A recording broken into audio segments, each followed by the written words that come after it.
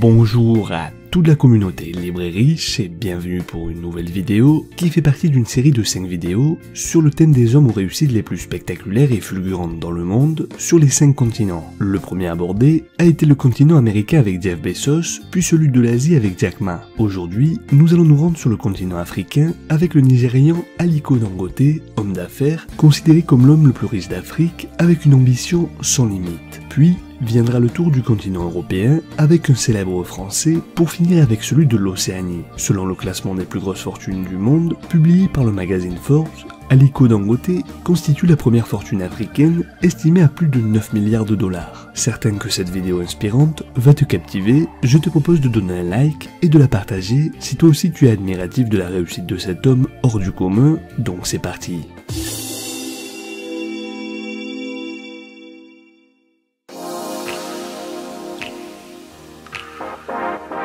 Aliko Dangote est un homme d'affaires nigérian qui est né le 10 avril 1957 à Kano, au nord du Nigeria, descendant d'une famille de grands commerçants. Son père, Mohamed Dangote, est en effet un riche exportateur d'arachides qui est associé à son grand-père maternel, Alhaji Sanusi Dantata, avec lequel il contrôle le commerce de la noix de cola et du bétail. Très tôt, à l'âge de 8 ans, Dangote se retrouve orphelin de père et c'est tout naturellement que son grand-père, Sanusi Dantata, fondateur du marché d'Awano, le prend sous son aile pour lui enseigner les ficelles du monde des affaires. Le jeune Aliko Dangote hérite de ce sens des affaires familiales. D'ailleurs, on raconte que déjà à 8 ans, Aliko confectionnait des paquets de bonbons que les domestiques de la famille étaient chargés d'écouler. En 1977, ce jeune patron nigérian de 20 ans devient directeur du Dangote Group et c'est grâce d'ailleurs à un apport de son oncle de 500 000 naira aux 3 camions de ciment provenant de son grand-père et un prêt remboursable sur 2 ans qu'il se lance dans l'import-export et qu'il débute dans le monde des affaires. En effet, le ciment est un bien rare et cher à l'époque dans le pays, son entreprise se développe très rapidement pour devenir Dangote Cement.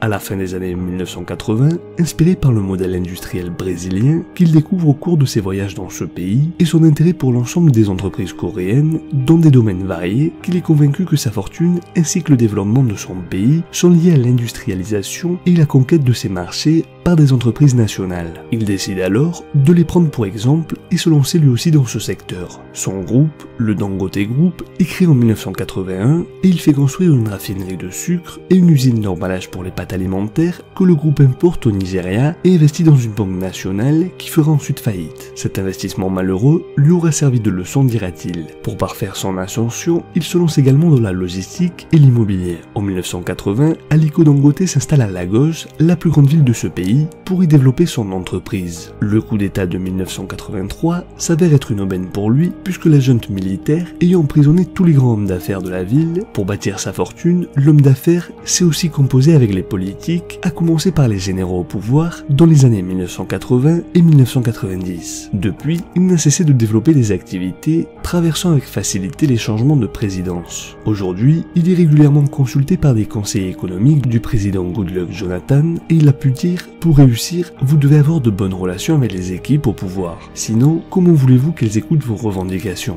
Sa réussite fait néanmoins des envieux. Ses détracteurs le surnomment le Al Capone de l'industrie nigériane. Malin et opportuniste, il se tourne vers les États-Unis où il se rend régulièrement en vacances avec sa famille et bénéficie de la bienveillance des Américains. Son modèle est d'ailleurs Warren Buffett, le milliardaire philanthrope. Comme lui, Dangote investit dans les filières qu'il maîtrise parfaitement. Et aussi, comme Buffett, sa fortune lui permet de venir au secours des plus démunis. Il a fait notamment un don de 500 000 $ aux populations congolaises après les explosions de Brazzaville en 2012. Aujourd'hui, Dangote n'a plus de limite à ses ambitions. Il dit notamment qu'il souhaite être l'homme d'affaires le plus accompli du monde. Et pour cause, au premier semestre 2007, Aliko Dangote a introduit 2 de ses 13 sociétés sur le NSE ou le Nigerian Stock Exchange, qui est la bourse nigériane, et la valeur de ses parts dans celle-ci a été estimée par les analystes à 10 milliards de dollars. D'ailleurs, l'une des 2 sociétés cotées, Dangote Cement, est la 2e plus grosse capitalisation boursière du Nigeria. La valorisation de ses participations place directement Dangote parmi les hommes les plus riches d'Afrique, sachant que 11 de ces sociétés demeurent non cotées en bourse. Dangote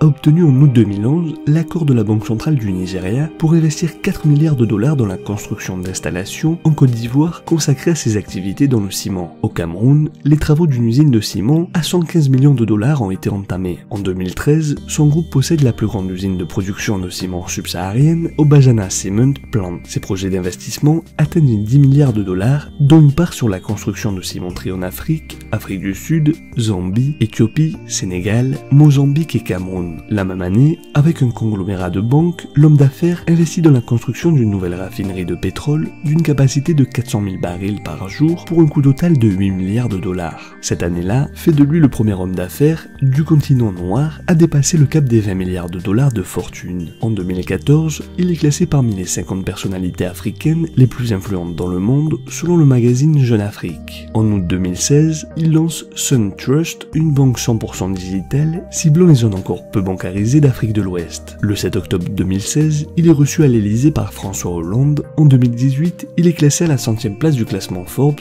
des plus riches milliardaires avec une fortune évaluée à 14,1 milliards de dollars et sa fortune s'accroît à 16,8 milliards de dollars au cours des 6 premiers mois de l'année 2019. L'homme le plus riche du continent est en passe de multiplier ses revenus par 5 à l'horizon 2021 grâce à son double projet de raffinerie de pétrole et d'usine de fertilisants à Lekki. Quasi inconnu hors du Nigeria, il y a 10 ans, le prince de Kano jouit désormais d'un statut digne d'un chef d'État. Il dispose d'un passeport estampillé Union africaine et son aura dépasse allègrement les frontières du continent. Un pari fou quand on connaît les risques économiques encourus dans un pays comme le Nigeria. Son importance devenue stratégique, son influence politique comme économique lui confère une puissance qu'il empêche de perdre. Le plus gros équipement atmosphérique jamais construit au monde va être installé à la plus grande raffinerie d'Afrique, expédiée au Nigeria en provenance d'un quai à Ningbo City en Chine, la plus grande tour atmosphérique d'une capacité de traitement d'environ 650 000 barils de pétrole brut par jour, construite par Sinopec, serait installée dans la prestigieuse raffinerie Dangote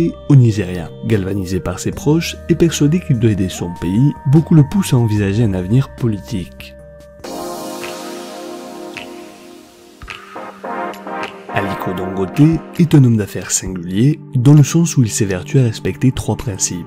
Mon rêve est de répandre la richesse entre les mains de chaque Nigérian, réinvestir ses profits dans le pays au lieu de cacher l'argent dans des coffres suisses. Je pensais que le Brésil et le Nigeria se situaient à peu près au même niveau parce qu'à cette époque, on entendait dire que le Brésil était une nation très endettée. Mais quand j'y suis allé, j'ai découvert une industrialisation massive. Incroyable, j'ai commencé à réfléchir en me disant comment se fait-il qu'il y ait un tel développement de l'industrie au Brésil et pas au Nigeria. À mon retour, j'ai décidé de me lancer dans l'industrie. Le groupe Dangote est dorénavant implanté dans plusieurs pays d'Afrique subsaharienne avec des usines en Zambie, au Sénégal, en Tanzanie et en Afrique du Sud. Le Nigérian de Kano ne compte pas s'arrêter là. Le deuxième principe consiste à mener un train de vie modeste. Mon grand-père avait l'habitude de me dire que l'âme du business ne réside pas dans l'accumulation de la richesse, mais dans la passion de rendre les gens heureux. Aliko Dangote veut vivre dans son pays avec ses us et coutumes et en conformité avec les gens de son pays. Cependant, ses échecs sentimentaux, 3 divorces, ne l'empêchent pas d'être un bon père de famille, puisque Aliko Dangote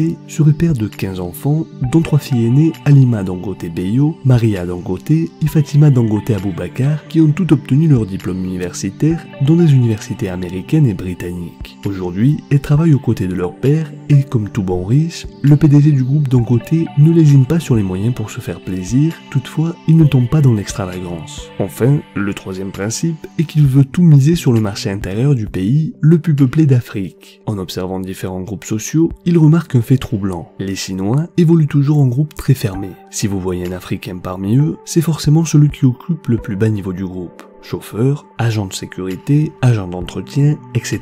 Les Chinois mangent toujours dans des restaurants chinois, s'approvisionnent dans les boutiques chinoises, etc. Les Libanais restent cloisonnés entre eux. Ils mangent libanais, achètent libanais, envoient leurs enfants dans des écoles libanaises. Les Indo-Pakistanais, comme les Chinois et Libanais, restent entre eux. Les Européens constituent quant à eux un groupe à part. Par contre, dit-il, l'Africain, lui, est lié à un niveau donné à notre famille, proche ou lointaine, ou les ancêtres. Il vante le fait qu'acheter chez un Africain permet d'aider quelque part un membre de sa propre famille. Il explique donc que l'Afrique est une grande famille. Enfin, avant de terminer cette vidéo, voici 12 conseils inspirants de ce grand monsieur qui, je l'espère, te permettront de mieux appréhender l'entrepreneuriat et la réalisation de tout autre projet de vie. Premièrement, le travail doit être une priorité. Selon lui, celui qui lui procure du plaisir est le travail. Il croit en l'importance de travailler dur et c'est selon lui un des secrets de son succès qui résulte d'un travail acharné. Il est nécessaire de s'exercer à travailler aussi dur que possible pour atteindre un nouvel objectif chaque jour qui passe. Il rappelle que tant qu'il n'a pas accompli quelque chose dans la journée, il ne se couche pas. Deuxièmement, l'importance de se battre pour la réalisation de son projet. Si tu souhaites réussir en affaires et construire une entreprise prospère, il faut avoir un but. Mais avoir un but ne suffit pas. Il faut, avec obsession, se concentrer à son accomplissement. Troisièmement, si tu n'as pas d'ambition, tu ne pourras pas survivre. Quatrièmement, rêver grand et mettre tout en œuvre pour l'obtenir.